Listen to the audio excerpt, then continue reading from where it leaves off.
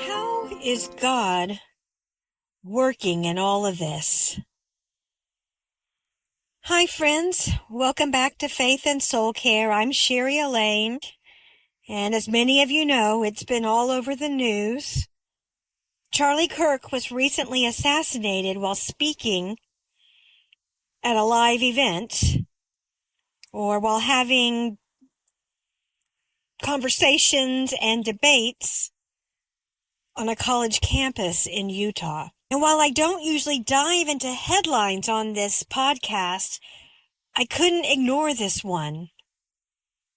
Because as I've been praying and reading scripture and doing my own soul care practices, I keep coming back to thinking about how God works, how He works through events like this, how things that were meant for harm or for evil become redeemed through God's ways. He has some very mysterious ways, but He has a sovereign way and uses it for good. But first, a quick announcement before we begin. I offer a faith-based, faith-infused mental health counseling and coaching group program. In it, I guide participants through a very real and practical question. We are told to give our anxieties to God, but how? How do we actually do that? Our final cohort for this fall starts at the end of October with enrollment opening the week of October 12th. There's both a free path and an upgraded path to join, so you can choose what fits best for you. To learn more or to sign up for notifications, just visit sherryelaine.com/cohorts, especially after October the 12th when registration opens. All right, now let's return to today's topic. So let's talk about this together. First, we want to remember God's patterns throughout Scripture. There's a thread woven all throughout the Bible. When evil tries to write the ending, God rewrites the story. Joseph is one example. In Genesis 50:20, he told his brothers who sold him into slavery, "You intended to harm me, but God intended it for good, to accomplish what is now being done, the saving of many lives." Think about Stephen in Acts 7. He was martyred for his faith. His death scattered believers all over out of that city, and the gospel spread farther and faster than anyone had imagined. One of the greatest examples of all, the crucifixion of Jesus.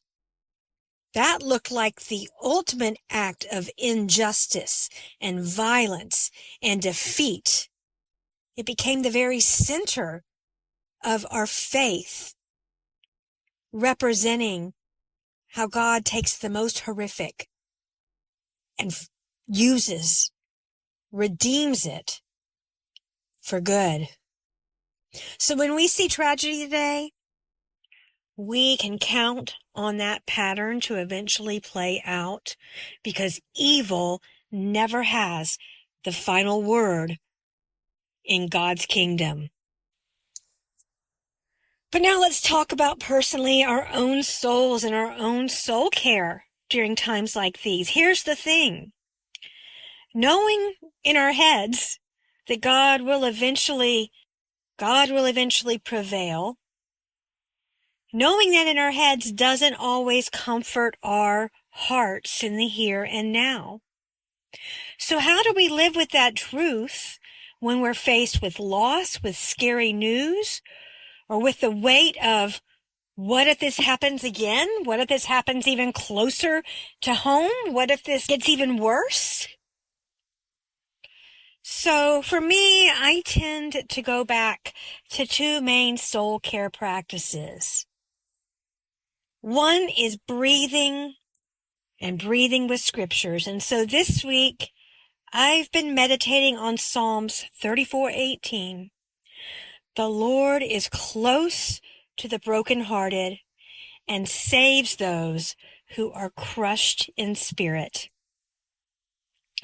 So I may breathe in and quietly say or think in my heart, the Lord is close.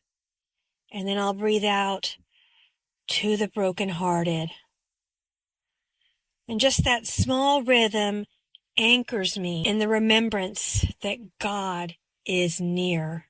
His nearness is always with us and always promised. Another practice is journaling through the tension. Pour out what you're thinking. Pour out your questioning. Why this? What are you doing, God? How are you going to use this? Why does it have to be this way?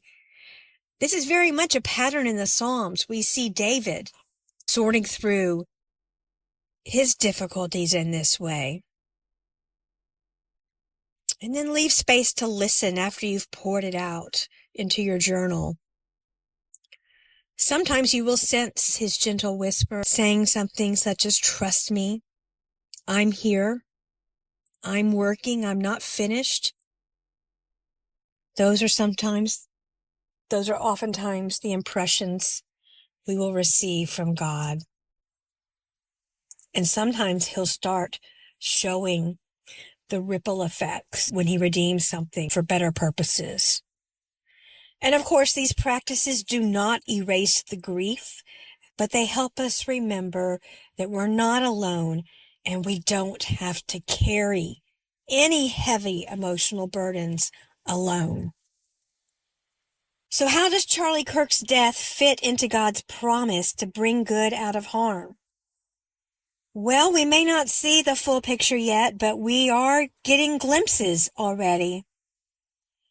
First of all, his death has caused people all across the political spectrum and all across the faith spectrum to pause and to reflect and to rethink how we approach things, how we treat each other, how we speak to each other, how we respect each other.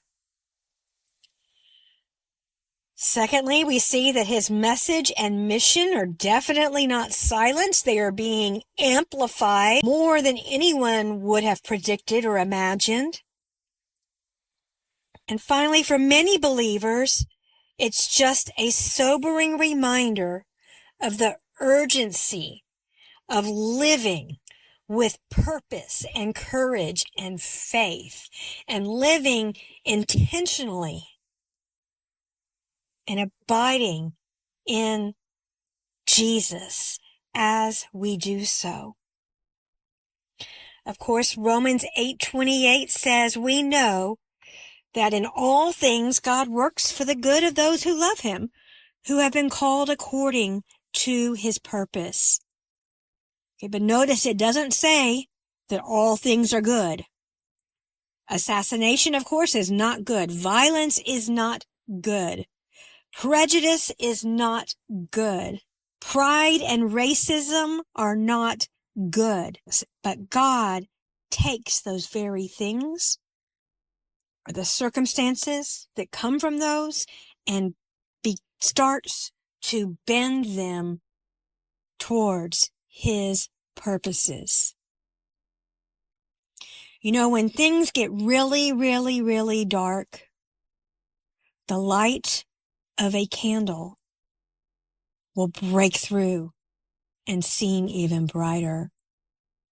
And that is what Jesus is for us. He is the candle in the darkness, and the darkness cannot overcome it. It doesn't matter how big or great or wide the dark room is. It can't snuff out the light from even a small candle. Jesus is the light of the world, and the darkness will not overcome it. So let's bring this close and personal.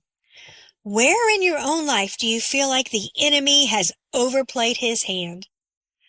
Where do you feel something has been stolen or broken or meant for harm?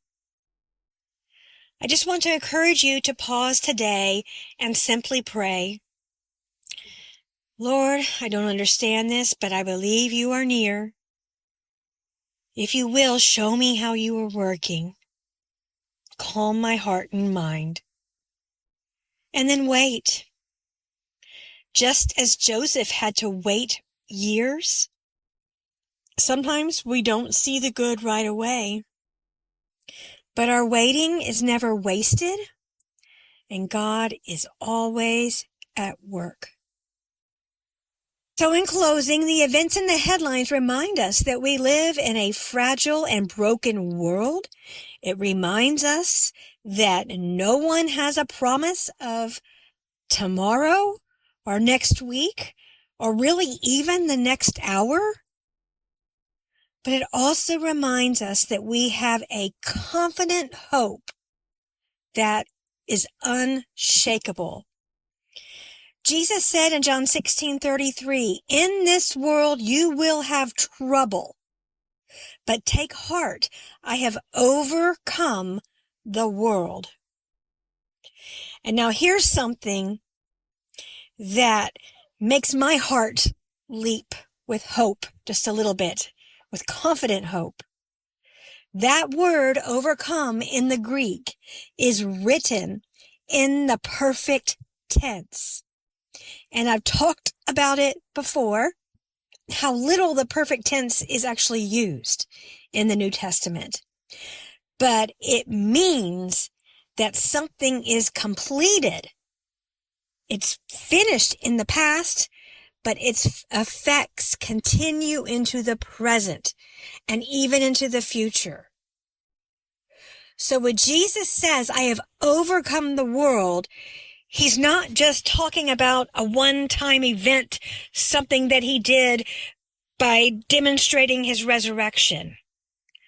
He's saying, I have solved the problem. I have overcome this. However, things are still playing out.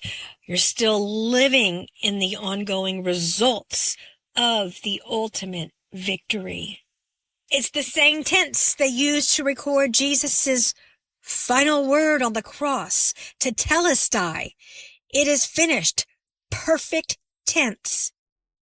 It was completed at the cross, but continues to have effects.